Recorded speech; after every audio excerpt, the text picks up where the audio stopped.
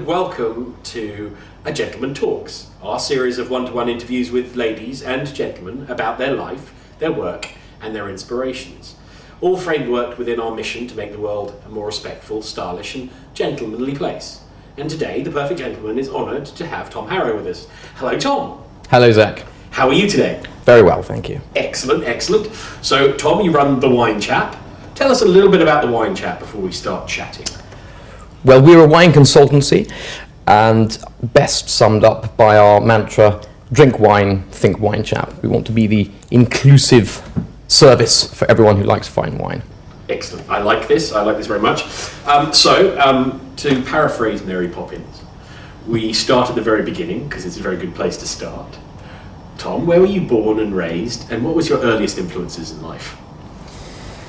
I was born in Cambridge. I don't remember much about that, but I'm sure it was very pleasant. But we moved quite quickly to the West Country. So when people ask me where I come from, I tend to say the West Country, in fact. Okay. Devon first, and then latterly Somerset. Right, and then you have a happy childhood? Oh, remarkably so. I remember the sea a lot, in fact. I remember going mussling with my parents down in Barnstaple and the like, and at the weekends sort of pulling mussels off the rocks and just cooking them up in a big pot. That's a very clear early memory, in fact. Oh, that's cool. Mm. So was food an inspiration from you right from the start then? I think it probably laid the groundwork without realizing it at the time, in much the same way that an interest in history and culture was laid at my feet by my parents, with all the various stately home visits and gardens and the things which, if I'm honest, I didn't think I really appreciated as a child, but I'm sure they stuck in my mind. So yeah, they had an ultimate effect. I think it's interesting, isn't it? As children, we dread the stately home visits and the garden tours, and then as we get older, we go, "Oh, they were really cool. I want to go back." And then I took my parents-in-law, who were over from Sweden, just last weekend down to Hever Castle. We had a brilliant time. So you know, it's a fantastic castle. Yeah, and the gardens are spectacular too. Lovely little castle, kind of bijou castle, 2 up, 2 down. But you know, it is a bit. There's that one. I love that one, and also. The other one, which is still a medieval house, is Ightham Moat. Ah. It's in Kent as well. Oh, it's right. About 20 minutes from Hever. Another lovely castle to go visit. Well, it's a medieval fortified house, but it's still immaculate as it was then. So it's another one to go to. Sorry, gentlemen tips for places to visit. So what was your earliest influences? What do you remember sort of being inspired as? 2 teachers, actually. Well, my parents, of course, but I remember I was I schooled initially at Dartington, and that was a very interesting, very liberal way of thinking. And I had an English teacher called Jeannie, who I'm sure, along with my mother, who is an English teacher, was definitely an early influence in my interest in literature. I still have a copy of Rudyard Kipling with the inscription from The Elephant's Tail to Tom Harrow with his insatiable courteosity, the line used about the elephant in the Just So story. So I think she was definitely a formative influence, yeah. And you said there was a second teacher as well? Yeah, I had another teacher a little later on who was a form tutor. This was later on at Bedales, in fact. You can sense the progression of schooling, called Stamford, who was he was a dancer, actually. He was remarkably, he was a very powerful man, but very graceful. And he was definitely a big influence on I think my sense of style, physicality, and my interest in dance as well. Okay, I'm going to come back to these because this is fascinating. But so the influence on you, and so you went to school, public school boy. We had this. There's a running theme through the Perfect Gentleman. It was discussed between our director and myself right at the beginning of this. We said that people are very disparaging about public school boys. I'm a public school boy myself. It's that slant. Oh, he's a public school boy, and it's like, well, hang on a second. we can't justify that our parents had money to send us to school, you know. So do you find that stigma? Interesting Yeah, it's only a recent phenomenon as well. Yeah, I think a lot of the reaction is understandably born out of ignorance and to a degree envy. But at the same time, I mean, I was on a fairly reasonable scholarship. My parents certainly sacrificed a lot so that I could go to school, and they were very determined that I wouldn't go to a traditional public school. Hence Dartington, Bedales, last but not least Millfield, in fact. They didn't like particularly the old public school ethos, but they recognised, especially my mother being in teaching, that they wanted the best opportunities for their children. So we were very much the beneficiaries. I do think with regards to the private education system, I make obviously the change there, because some people, especially not in the UK, get rather confused when you talk about public education. Yeah. My wife, not least of all, who's from Sweden, where of course the public services are second to none, so the idea that you should pay extra to be educated, it's a difficult one to get into one's head. I think the point with public school that I take away is the confidence that it gives you dealing with all sorts of different people, because you do meet a much wider cross-section of people, and so there's the confidence there, and there is a networking sort of element too. Yeah, it's very true. I think it's interesting. I mean, as you say, my mum and my father sacrificed a lot to send me to public school, and it was kind of like, you know, when you're going through it, it's an interesting and it's a great experience. And also, I think my mum didn't want to send me to normal ones either. So, and I kind of feel that, you know, I had a great time doing it. I bizarrely went off to drama school afterwards, so that was a completely different tangent of my life. But I think that's interesting. You kind of you don't remember it as a growing up. It's school. You know, you don't know the difference at that point. It's school for you, and it's interesting and different. But it's only afterwards you come back and go, oh, yeah. I think I recognise there's a slight difference because, for example, at the age of 12, 13, when I moved to Millfield, having come from Dunhurst, Bedales' junior school, this is honestly true. I was a dab hand at free-form verse poetry and interpretive dance, but I couldn't tell the time on a non-digital watch, and to this day I can't do long division. So in fact, I had a feeling that my lessons were slightly different from other kids, but yeah, it was. I absolutely loved it as well. I thoroughly enjoyed school. Yeah, it's interesting. Yes, I still can't do long division no matter what. So it's comforting to know it's not just me. Yeah, no, it's not just you. It's not just you. So after school, what do we do? What do we go to university? Yeah. Yes, I mean, interestingly, you say you went from sort of the traditional public school system, went to drama school. I went from very non-traditional public schools to read systematic theology as an atheist at Edinburgh University. So in what was and still is one of the most renowned but also most sort of regimented seminaries in Europe. So again, it was a bit of a let's challenge what I'd previously known. Why? Well, the honest answer, apart from to really irritate my equally atheist parents, was I just found there was a running theme in my A-levels. I was studying English, history, and Latin, and theatre studies actually. But I chose to do my long essay in English on Catholicism in Graham Greene novels. I did my early modern history long essay thesis on the Counter-Reformation. My major interest in Latin was not the language, it was the gods, basically. I'm fascinated by the mythology. And even in theatre studies, I think there was something of the divine about it which appealed. So I just realised suddenly that actually the things I was interested in, without ever being conscious of it beforehand, seemed to have a common thread.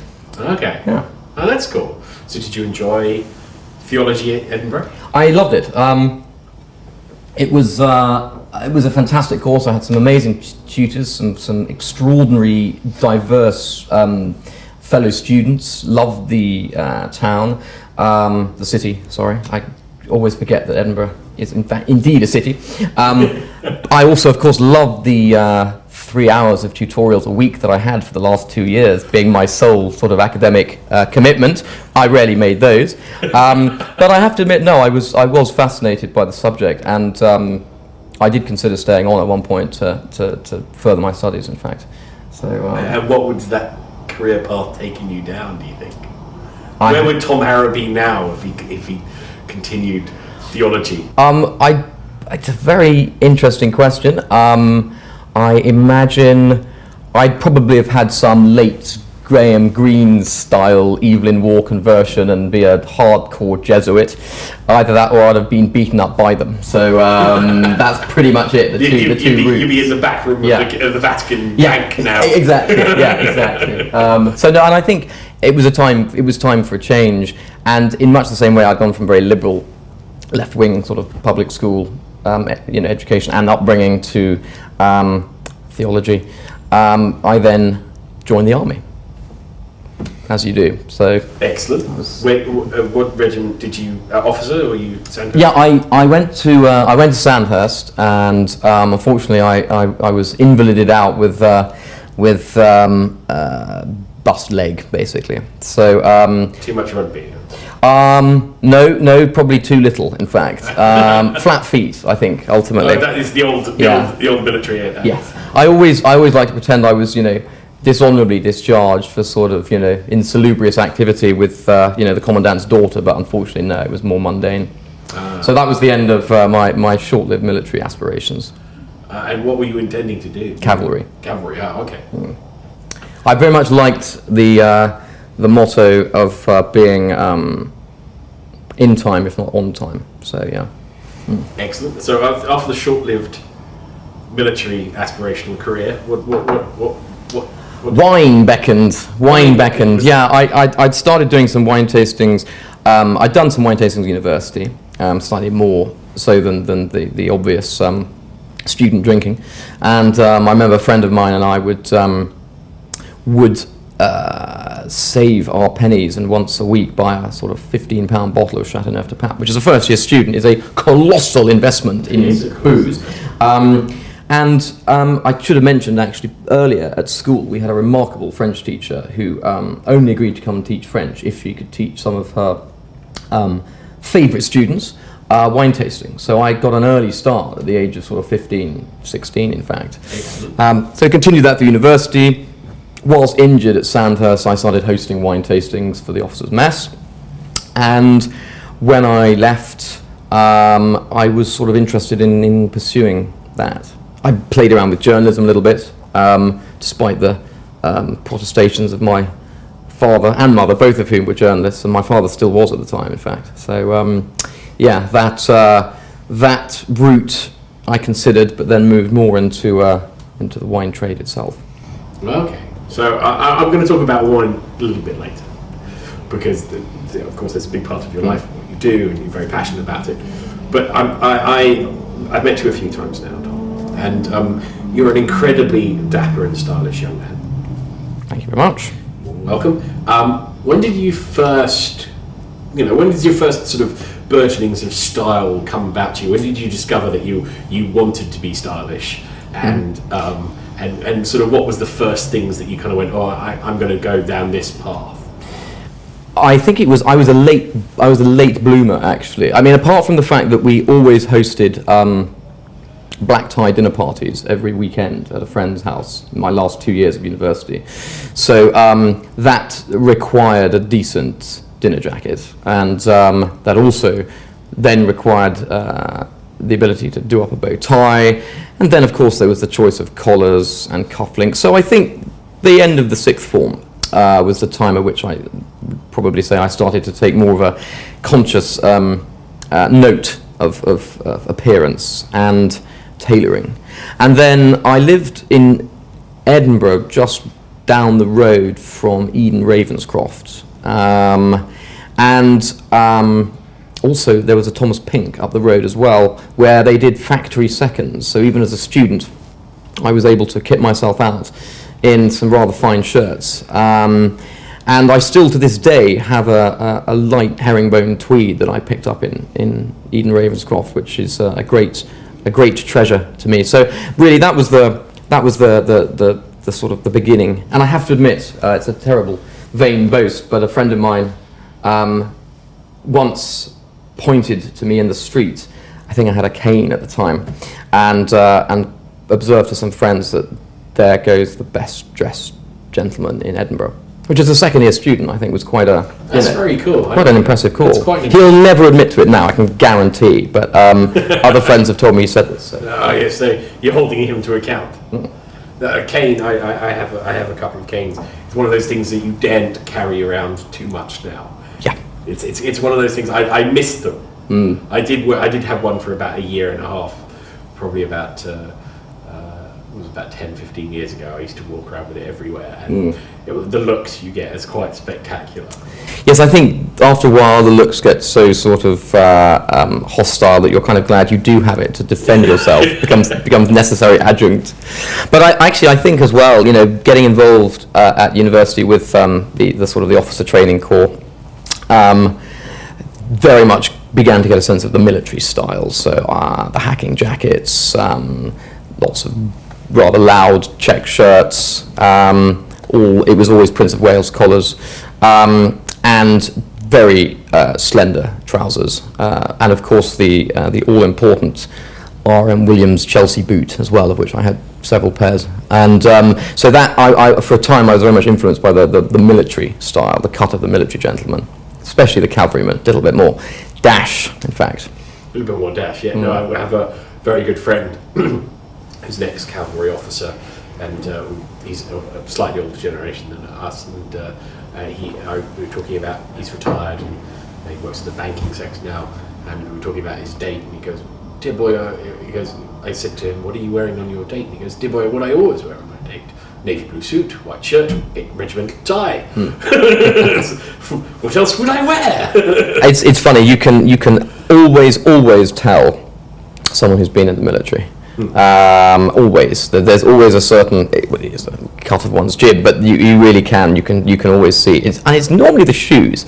Normally, as I know, is a important tenet of your philosophy, but the quality of the shoes and the manner in which they've been kept as well. Oh, very much so. Military gentlemen always look after their shoes. Well, they were forced to, and then exactly, it becomes habit. Yeah, so it's very interesting, isn't it? I think, it's the shoes, but also ladies look at them.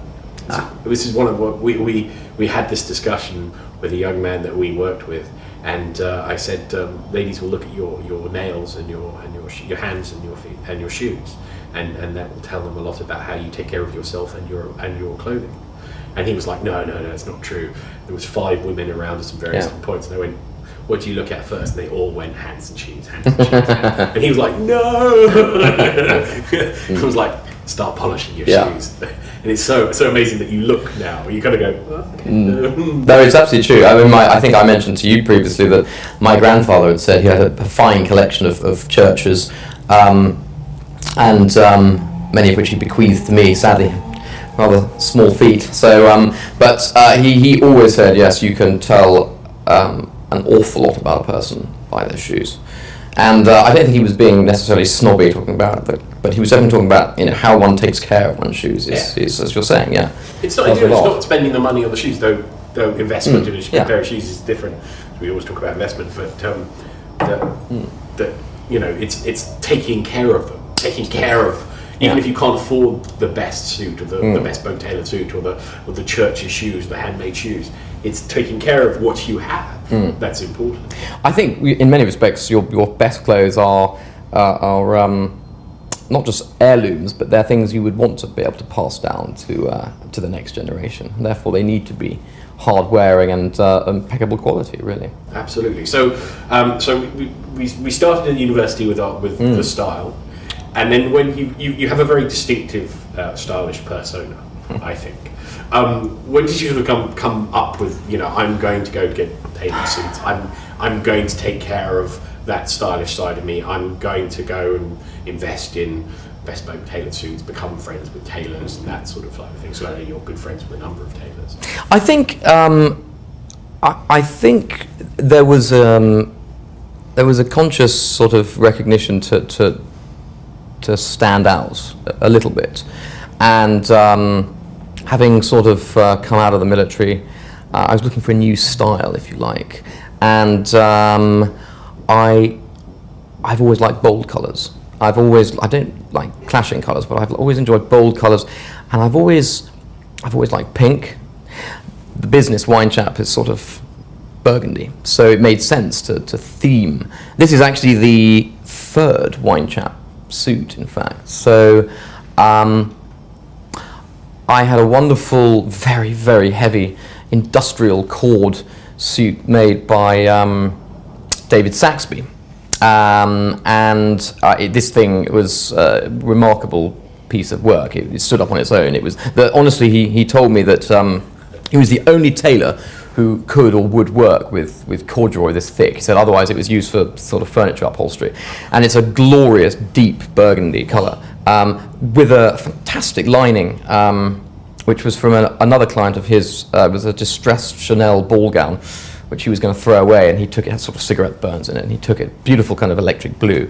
So once I had that, it sort of became the feature, the sort of the wine chap suit, and various commentators would say, oh, the wine chap suit, or impeccably dressed, which I always thought was a bit over the top, but certainly it was certainly stand out, and people would remember it, and it was always good going into my favourite restaurants.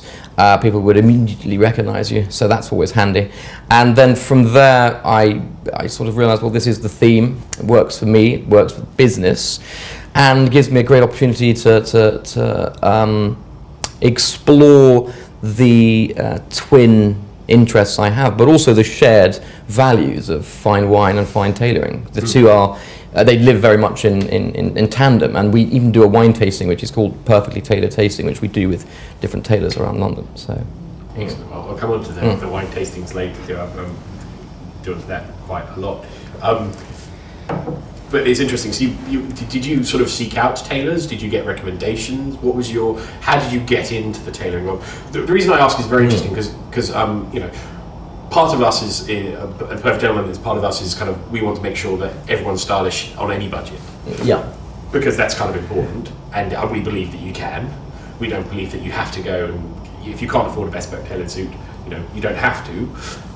Though we sort of say investment in it is a good thing because it will last a lifetime, it will be handed down, as long as you probably don't wear it every single day of your life.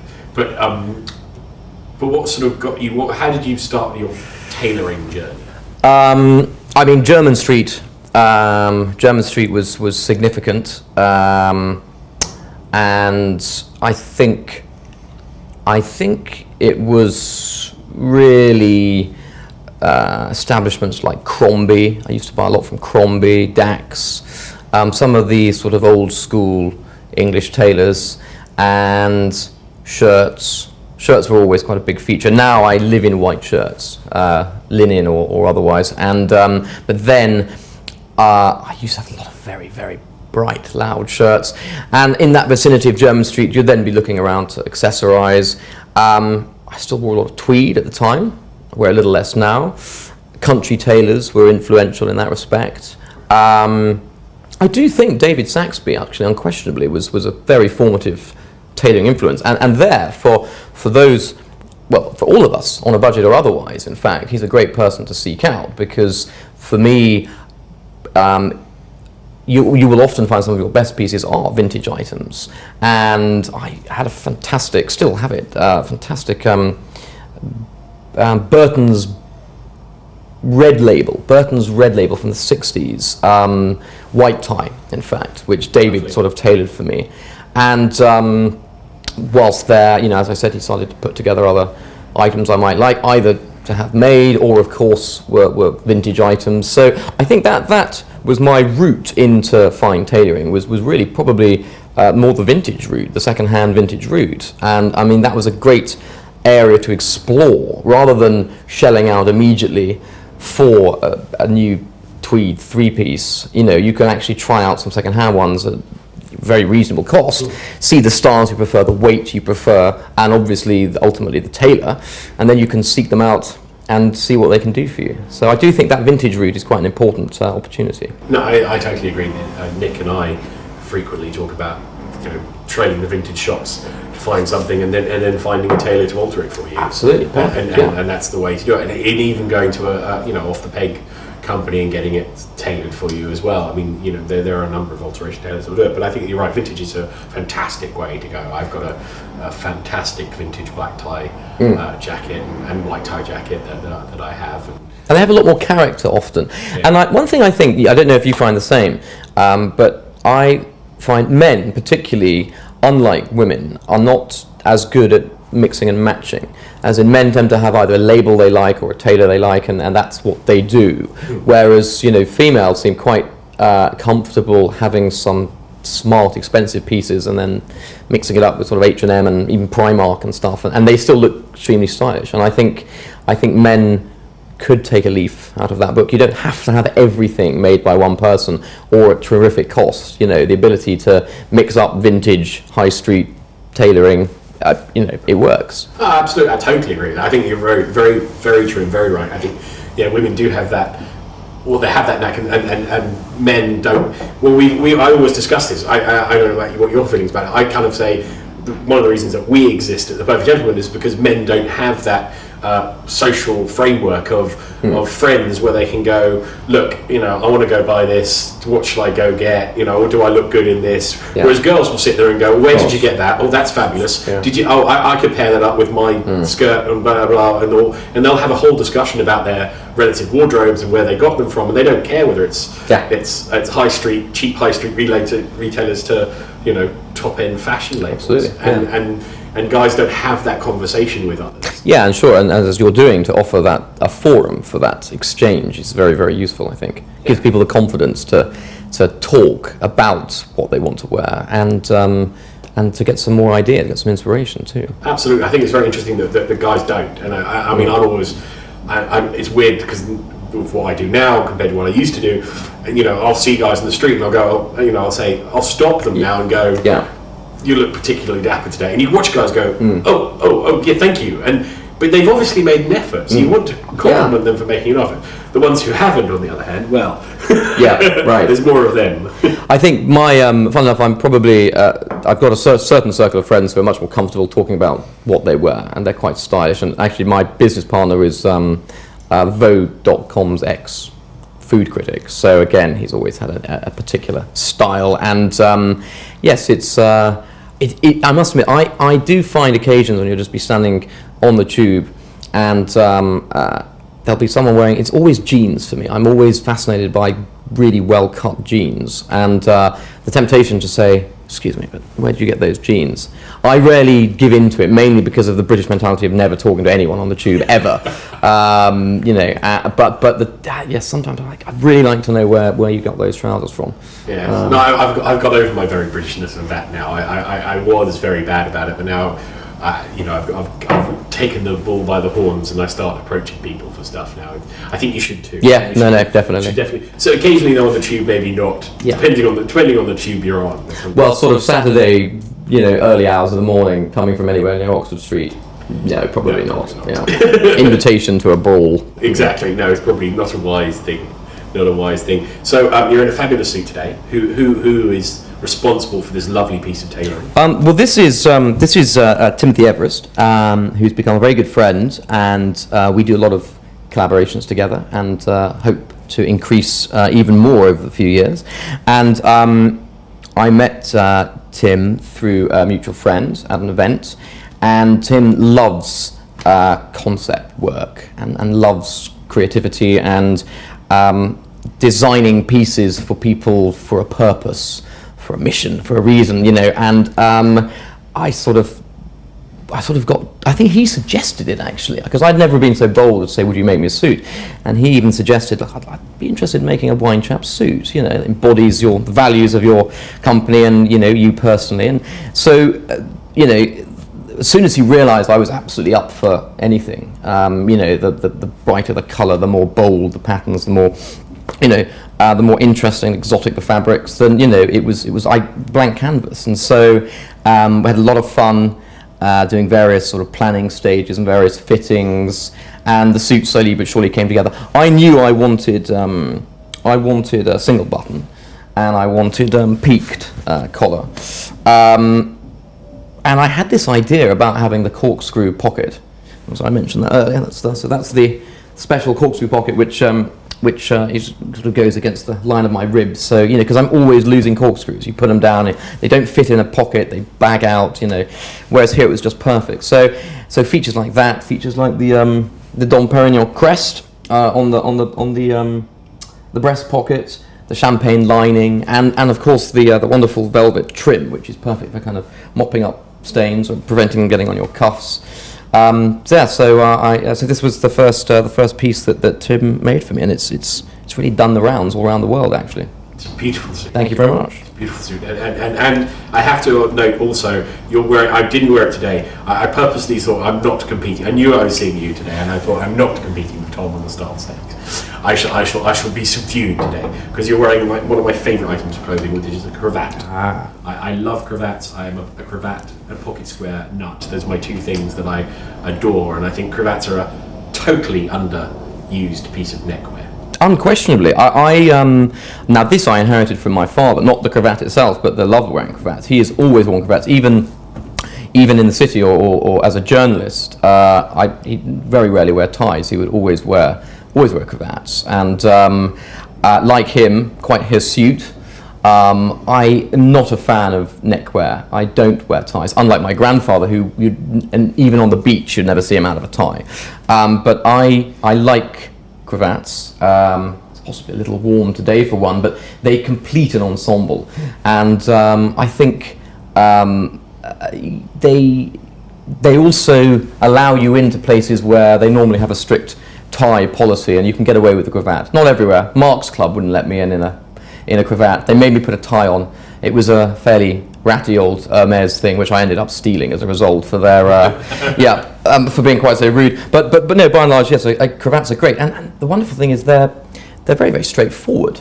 Yes. They're not difficult, and I think whether it's silk or cotton, the kerchief style in the summer, they're very, very practical too. They also, again, being sort of somewhat hirsute nature, and certainly someone who shaves at least around here, tendency of rubbing away one's collar.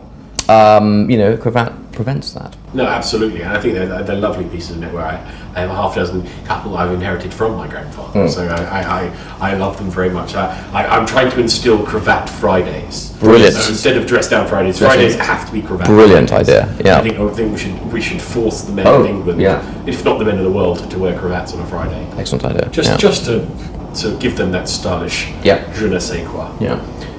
So I'm going to talk a bit about the wine chapter with you now. I'm an entrepreneur. I've set up a number of businesses for my sins. What made you start your own business, and what's the biggest sort of excitement that you had when you started it, and the biggest challenge? Because how long have you been running now? 5 years. Okay. Yeah. I think the realization that I wanted to work for myself stemmed from my previous employer, arguably my only employer, fantastic wine merchants. But it was a relatively small operation, and there was only so far one could rise. And I felt that I could give it a go on my own, and that was a big step to sort of leave a job and go it alone, especially with what at the time was relatively limited experience. But I had some good support, some good business partners, and a good network of clients, actually. Certainly a loyal base of individuals who I think wanted to see me succeed. So that was very important. I think the challenge was defining a role, a niche in the market. There are plenty of people who sell wine, and we have always led with the idea of wanting to do things differently, first and foremost, and represent wine in a way which was not, and still largely is not, actually being represented. Fun, I think, is the important thing, the lifestyle side of wine. And one of the important things there is context. We like wine in context. Wine on its own, unless you are a real wine geek, can just be liquid in a bottle at varying price points. But you can really bring wine alive, like anything, if you can build a narrative around it. So, the people who make it, yes, to an extent the people who sell it, but the background, the story, where it comes from. And I think the more you can do that, the more you can build an interest in people. But the key thing was to do it in a way which was amusing and fun and not po-faced, as so much of the wine trade is. So that was it. It was that was the big challenge, was getting the branding right. And I think we're certainly well known for what we do. Whether we've got it right or not is a matter of personal opinion. Well, I think you have, but what I think is quite, knowing you reasonably over a few meetings we've had, it is an embodiment of who you are, I think. The brand is you, and you are the brand in a lot of ways. It'd be very hard to sort of draw them apart, it's true, yeah. And it's an extension of your sort of passion for your subject, but you do things amazingly differently. I love all your different tasting jobs, your wine tours. I mean, you do South Africa. You're going to South Africa this year. Yes, that's right. For a wine tour. Yeah. You've done some amazing other wine tours. Yeah, we've done we've got our game drives and wine flights tour out to Sabi in South Africa, at the bottom of or the south of Kruger National Park. Fantastic game reserve, and for my mind, the two most glorious things about South Africa are, of course, the game and the wine. And the problem is, you've got the game reserves tend to be the other side of the country. So, it's much easier to bring the wine to the game reserves than a whole bunch of lions into the wineries. So that's what we're doing. For the wine. Absolutely, exactly. So we're shipping across some of my favourite South African winemakers who are going to come and host wine tastings during the day in between game drives and these fantastic winemaker dinners. So it's pretty ambitious. It's one of our bigger events, but things like that, things like the truffle hunts that we do out in Italy, and now in England, we're the first people to start launching an English sparkling wine and truffle hunt in Hampshire. So you can spend a day doing that, which again is completely different. So things like that, things like the big Burgundy breakfast, which has been popular. More latterly, the big sherry breakfast was quite epic. Yeah, the big Barolo breakfast was probably a stage too far, if I'm honest. But not everything always works. But no one. I think someone.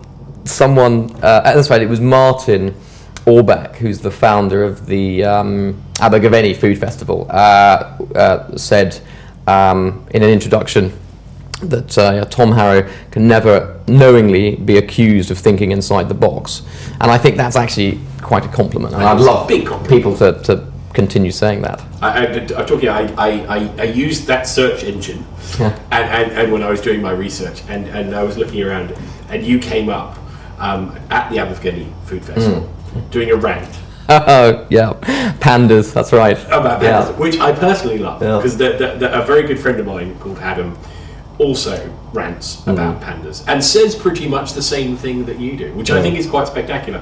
So for the viewers, the rant is that pandas are lazy. They're very lazy. Yeah, lazy, vegan, feckless, practically impotent, but at the very least thoroughly devoid of interest in sexual activity. So why on earth we should spend our time trying to keep them on the planet?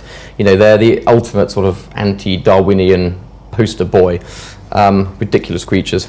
But don't get me started. We'll be here all day. But I know. But my friend Adam shares similar views, and I kind of agree with both of you. It's kind of, as you said in your rant, bears, carnivores, aggression, powerful panda bears. Exactly. They're not only vegans. That was it. They're fussy eating vegans. They'll only have the one type of sustenance, bamboo shoots. Very rarely found, totally lacking any nutritional value whatsoever. It's like they deliberately don't want to live. It's nonsense to me. Panda's disgusting. You've worked with some amazing clients at the Wine Chat, and one of my favourite date restaurants, Bob Ricard. Yeah.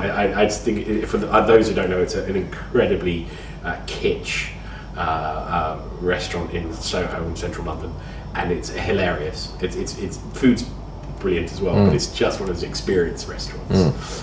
How did you get the gig with them, and how do you get your clients? Do they just come approach you? Do you approach them? Increasingly, the former, they come to us, but I mean, invariably we meet people on various circuits. We get recommended to meet other people. Everything has always been done by word of mouth. We've never done any PR or marketing apart from us internally and by ourselves. It's always been someone said, "Oh, you should meet so and so." And with Bob Rickard, it was a regular at the restaurant, a very good friend of one of the owners, and had advised me that they were wanting to do something revolutionary with their wine list, and had suggested I get in touch with Leonid. Well, had actually introduced us and had a lunch, and so we got on very well, and came up with this idea of doing a wine list which had a very straightforward cash markup, a very transparent cash markup of everything over £100 a bottle. So much that it was such good value that it was often as good, if not better, than the retail price. Yes. Bob Rickard has that sense of style and the differentiation, and also I like the irreverence and the willingness not to toe the line as well. So, what's one of your favourite clients in the last 5 years? In terms of restaurants we've worked with? Just anyone that you can talk about. Yeah. Well, I mean, we've on the private client side of things, we look after some really interesting individuals in the UK, but also in America and elsewhere. And we have one glorious client who is always up for adventure. We've done a lot of wine tours around the world, done some fantastic trips to Bordeaux and Tuscany, and we're going to Piemonte truffle hunting in a couple of months. And the costs were mounting for a particular trip as more and more things were kind of coming in, and I was getting a little bit concerned. And I remember emailing him saying, just to let you know the costs are going up a little bit here, and this, that, and the other. And he just said, "Tom, don't worry. Life is about the experience, not the expense." And that was brilliant. I said, if I could have another dozen clients like that, that would be brilliant, On the restaurant front, we've had so much fun with any number of restaurants. In London, a lot of fun with Trishna, with Karam Sethi and his sister Sunaina, brilliant Indian restaurant, and we do our Not Your Usual curry night there, and that's a classic, well, not a classic English Sunday night curry. It's an amazing, incredible Michelin-starred gourmet curry night with really interesting paired wine, sherry and beer. So they've been brilliant. They've been absolutely brilliant. We've also done some great things with the Draft House, for example. The Draft House series of pubs or drinking establishments where we've done our grape versus grain wines of one country versus the beers of one country. So the idea was setting up this dichotomy between the sort of burly, manly beer drinker and the effete wine drinker, and so we'd do the wines versus the beers, and then we'd do a haiku poetry competition followed by arm wrestling. So and stuff like this. It was just that they were great fun working with Charlie McVeigh there, and there are too many others to count. But you have a lot of fun. We have a lot of fun. Yeah. What's the future of the Wine Chat? Where do you see the Wine Chat in 10 years' time? Well, we're very keen to reignite back in New York, actually. We had an office there when we first launched. We were maybe a little ambitious. Within 6 months of launching, we had hubs in New York and Hong Kong. And I think the world economy doing its thing, we were forced to retrench a little bit to the core business in London. But I'd love to see us doing more in the US. I'm still there every other month doing events for corporate clients, private clients. I think the future would be a really integrated service for a small select bank of private clients whose fine wine needs at every level, be it wines for the weekend, wines for the cellar, wines for investment, as well as hosting tastings, hosting their 2 or 3 wine holidays a year, a service which really, we do that now, but the idea that we are known as being the people who do that would be brilliant. Yeah. Cool, excellent. I also noted from the research I did that you like cooking. Ah, yeah. What's your signature dish? My signature dish is my truly legendary 7-meat truffled lasagna. fabulous. Yeah. I'm expecting an invite now. Oh, definitely. I mean, I will add you to the queue, but I'm very prepared to bump you up, in fact, because a lot of people have been keen to try this beast of a dish, and it's the sort of the three staples in a lasagna, depending who you talk to. Beef, veal, pork, and then we add in pancetta and chicken livers. I think that takes us up to 5. And then I normally add in a bit of lamb, which I was wary of doing sometimes, because lamb can really change the balance of the dish. But the lamb works. But then the kicker, which makes it unique to me, I think, is moose. Yeah, moose. The Swedish. Absolutely. Yeah. See, my in-laws out in Sweden hunt an awful lot, and there's always a lot of moose knocking around in the freezer.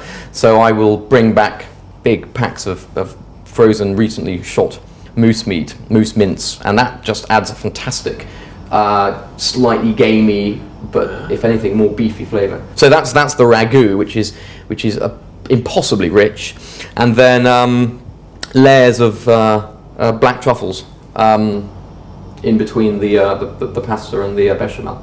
Oh, sounds fantastic. Yeah. My mouth is watering.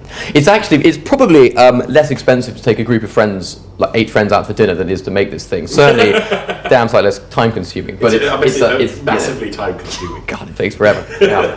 I on the research, you and I share a food hero, I believe. So Keith Floyd. Oh, absolutely, yeah. I was watching him the other day. I was with a friend actually just down the road from here. We were watching him, and I was just amazed. What I loved about him, I don't know about you, what I loved about him was he cooked anywhere, as he did, but it always looked like you could make it. Yes.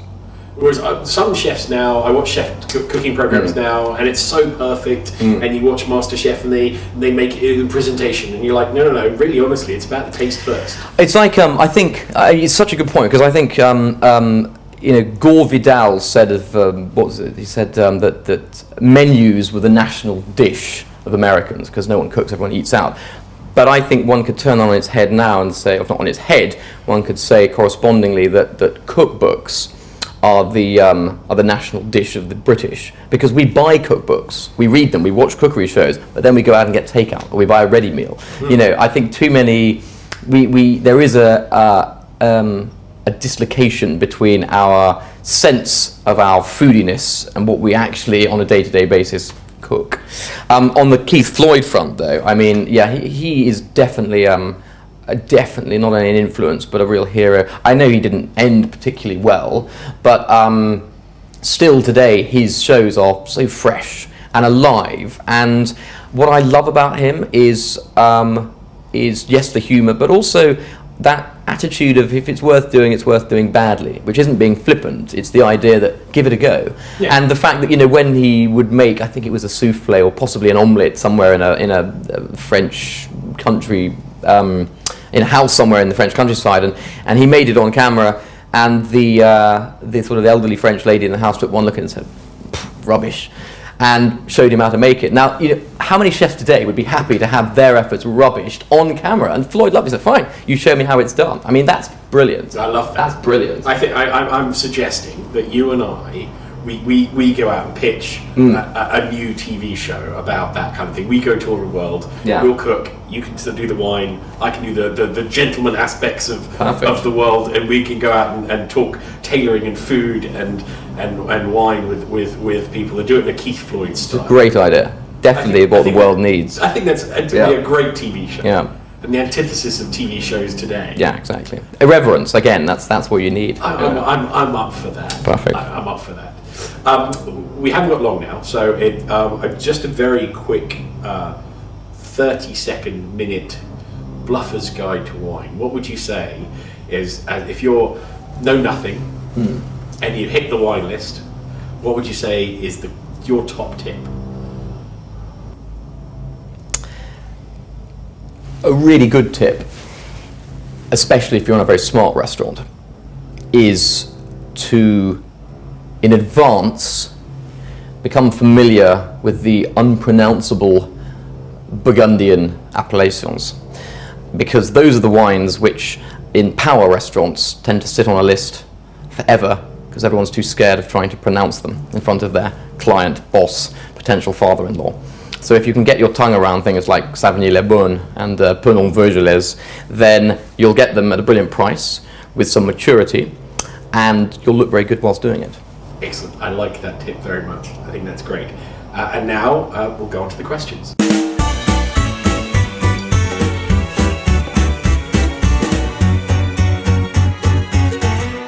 So we end the Gentleman Talks, as we always do, with our Gentleman Questions in honour of James Lipton from Inside the Actors Studio. So, our 10 questions, Tom.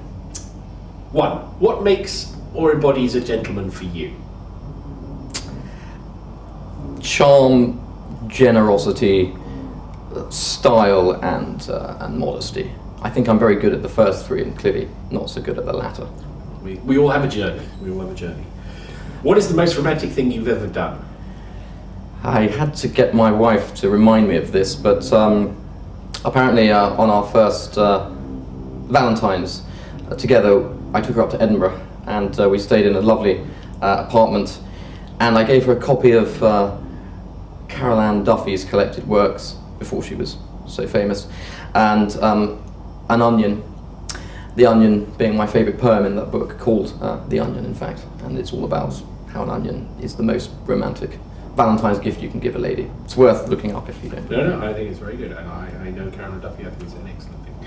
So if you could bring one gentlemanly trait into business, what would it be? I think slightly more of a rather than the who dares wins mentality of the city, something of a more who cares who wins. I think, you know, you look at The Apprentice and there's this, everyone's just, you know, there was a place for ferocious, ruthless competition, but that's on the croquet lawn. I like that. What element of grooming is most important for you? Well, perhaps, fairly obviously, it's the beard, in fact, you know. It's a goodly beard. It's a big beard and it requires maintenance, and I used to use Murdoch on 7 Dials a lot, and now I tend to look after it myself. It's kind of nice to get to know the contours of your own face, and, you know, the great thing about a beard when well honed is it can give you a good kind of Romanoff stroke Leonidas style, a gravitas to the chin. Yeah, it's very good. I forgot even to talk to you about the beard. I wanted to do that. But name an iconic gentleman. Well, I mean, an obvious one is David Niven, and I'm sure he gets touted out a lot. But I actually not as much. Oh, really? Not as much as you should. Well, it's mine. Well, you see, you know. But thinking about this, I am a huge fan of Robert Capa, the photographer, and not only his work but his life. And there's a great epitaph of his by a friend whose name I can't remember, and I will butcher the epitaph, but it's the tenets I remember, which are Capa was always the first into every war and every bar, and the last to leave. He would lose a month's salary on a single hand of poker, and then buy the next round. And he would always be seen in the company of the most glamorous ladies, ideally those in film. And he borrowed thoughtlessly and lent even more so. I thought that's just perfect. It's very interesting. I like that. What is the most important item in your wardrobe? It has to be my Holland & Holland vintage African hunting jacket that I mentioned earlier, which Timothy Everest has now completed with the addition of the burgundy impala skin trim and padding. We'll have to get a photo of that for this interview and put it on the website, because I've seen it. I have a photo here, so I can show you. It's brilliant. I love it. Why should there be more gentlemen in the world? I think to slow the revolution, actually. I think, gentility allows people to progress at a more sensible pace. And, too often we rush headlong into things. And I think that the code of the gentleman is to be a little more measured. And I think maintaining tradition for longer than we tend to see in today's convenience and throwaway generation has to be a good thing. What key skill should every young gentleman be taught? Oh, that's an easy one. That is an easy one. It is the art of tying a bow tie. but specifically tying it on the run without a mirror. Very important. That's always impressive. When you see a young chap, fleeing or heading from one assignation to another, doing his bow tie on the move, that's a very important skill to learn. I think we should add that to our collection. What should a gentleman never be without? Oh, a sense of humour, I think, unquestionably. And essentially directed at oneself, I think. Was best. And finally, finish this sentence. A gentleman should always march to the beat of his own drum. It's far better, despite all the rules, to break them stylishly than to follow them slavishly. I agree. Tom, it's been an absolute pleasure. I hope to come back and we have a chat further again soon. Thank you very much indeed, Zach. Thank you.